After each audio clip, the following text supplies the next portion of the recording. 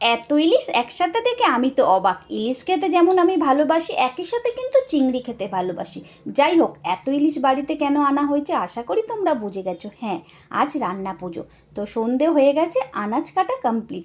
এবার শুধু রান্না করারই অপেক্ষায়। চলো যাওয়া যাক নিচে।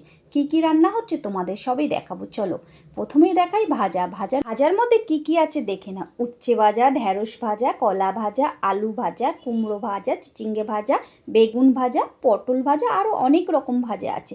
তার সঙ্গে আছে ঝুরি ঝুরি আলু ভাজা পোস্ত দিয়ে। তো ভাজাগুলো দেখেছো। এবং তরকারির মধ্যে সবজিতে হবে কলা দিয়ে, চিচিঙ্গে দিয়ে, আলু দিয়ে, ইলিশ মাছের মাথা দিয়ে একটা রেসিপি। আর একটা হবে ডাল। তার সাথে সাথে আছে কিন্তু কুমড়োর ছক্কা চিংড়ি মাছ দিয়ে।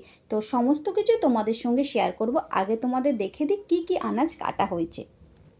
এই রান্না পুজো মানে যাদের বাড়িতে আছে তারা জানে, রান্না করতে করতে মোটামুটি ভোর হয়ে যায়। দেখো এই কুমড়োগুলো কাটা হয়েছে, চিংড়ি মাছ দিয়ে একটা রেসিপি করা হবে কুমড়োর। তো ভাজা কি কি হচ্ছে এবং সবজি কি কি কাটা হয়েছে দেখাচ্ছি তোমাদের। কুমড়ো কাটার পরও মনে হচ্ছে না কম হয়েছে, আবার বসে পড়েছে একটা কুমড়ো নিয়ে। আর চালতাটাকে এইভাবে কাটা হয়েছে কেন বলো তো? চালতার চাটনি হবে।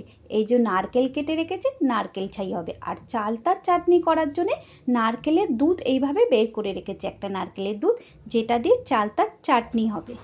আর রান্না পুজোর সব থেকে আকর্ষণীয় জিনিস হলো এই যে ইলিশ। যাদের আমিষ আছে তাদের তো করতেই হবে। আর আমিষ রান্না মানে ইলিশ থাকবে, চিংড়ি থাকবে, তার সাথে সাথে কাতলাও থাকবে। তো এই ইলিশ মাছগুলো কিনে এনেছে, এগুলোকে এবার কাটার পালা। একে একে কেটে নেব। ইলিশের সঙ্গে সঙ্গে আরও কী কী এনেছে চলো দেখাই। এই যে কাতলা মাছটাকে নিয়ে এসেছে। কেন, অনেকেই তো ইলিশ মাছ খেতে পারে না কাটার জন্যে, তারা খাবে কাতলা মাছ।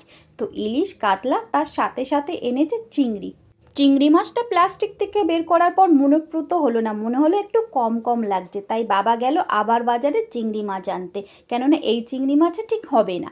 তো এরপর ভেজে নেব ভাজা মশলাগুলো। ভাজা মশলা মানে ধনে, জিরো এবং শুকনো লঙ্কা এক এক শুকনো খোলায় ভেজে এটাকে বেটে নেব। কেননা যেই ভাজাগুলো ভাজবো একে একে উপর দিয়ে এই ভাজা মশলা ছড়িয়ে দিলে অনেকক্ষণ কালকে থাকবেও, এবং তার সাথে সাথে কিন্তু ভাজাগুলো খুব টেস্টফুল হয়। চলো অনেক কথা হলো, এবার একে একে রান্নাগুলো শুরু করা যাক। প্রথমেই শুরু করব ভাজার মধ্যে কাকরেল ভাজা দিয়ে। নুন হলুদ মাখিয়ে কাকরেলটা প্রথমে ভেজে নেব। ভেজে নেওয়ার পর আলাদা করে তুলে এর উপর থেকে দিয়ে দেব এই যে ভাজা মশলাটা করেছি। ভাজা মশলাটা এর উপর থেকে ছড়িয়ে হালকা করে মিশিয়ে নেব। এই ভাজা মশলা দেওয়ার জন্য কিন্তু এই ভাজাগুলো কালকে বাসি খেতে কিন্তু দারুণ লাগবে। একে একে প্রত্যেকটা সবজি ভেজে নেব। রান্না পুজো যাদের যাদের বাড়িতে আছে, আজ সবাই বাড়ির মোটামুটি রাত জেগে থাকে। শুধু যারা রান্না করে তারাই যে জেগে থাকে তা না, একই সঙ্গে বাড়ির ছেলেরাও জেগে থাকে। কেননা হাতে হাতে এগিয়ে দিতে হয় অনেক রান্না, তো রান্না করতে করতে ভোর হয়ে যায়। তো আমার এখানে 5 রকম ভাজা কমপ্লিট, এখনও ভাজা বাকি রয়েছে কিন্তু। এবার ভেজে নিচ্ছে। আর একদিকে দেখো বাবা ভেজে নিচ্ছে ইলিশগুলো। কেননা একটা উনুনে তো এত রান্না একসঙ্গে করা সম্ভব নয়, তাহলে সকালও হয়ে যাবে। তাই জন্য একদিকে বসেছে মাছ ভাজা, আর আমি অন্যদিকে ভাজাগুলো একে একে করে নিচ্ছি। দেখো ইলিশ মাছ ভাজা কমপ্লিট। এবার ভাজা বাকি যেটা, সেটা হলো কাতলা মাছ। কাতলা মাছগুলোকে একে একে এবার ভেজে নিচ্ছে। এই রান্না পুজোয় কিন্তু একটা আলাদাই মজা আছে। বাড়ির সবাই মিলে সারা রাত দেখে নানান রকম রান্না ভাগ করে নিয়ে, কেউ করছে চাটনি, কেউ করছে পায়েস, কেউ ডাল করছে, আবার কেউ মাছ ভাজছে। আর আমি তো ভাজাগুলো একে একে করছি। এই যে বাড়ির সবাই মিলে একসঙ্গে পরিবারের রান্না করার মজাটাই আলাদা। এবং সারা রাত জেগে গল্প করতে করতে, কেননা সারা রাত জেগে গল্প করতে করতে মজাটাই আলাদা হয় রান্না পুজোয়। রান্নাও হয়, তার সঙ্গে আগে কি হয়েছিল, এখন কি হচ্ছে, আগেকার কথা, নানান রকম কথা। আমি না রান্না করতে করতে এত রান্না একসঙ্গে করতে হবে বলে চেয়ার নিয়ে বসে বসে একবার করে বসছি, একবার করে দাঁড়িয়ে দাঁড়িয়ে রান্না করছি। জানো তো আমাদের রান্না শেষ হতে হতে ভোর হয়ে গেছিলো, তাই শেষের দিকে আর ভিডিও বানানো হয়নি। এটা একেবারে সকালের ভিডিও।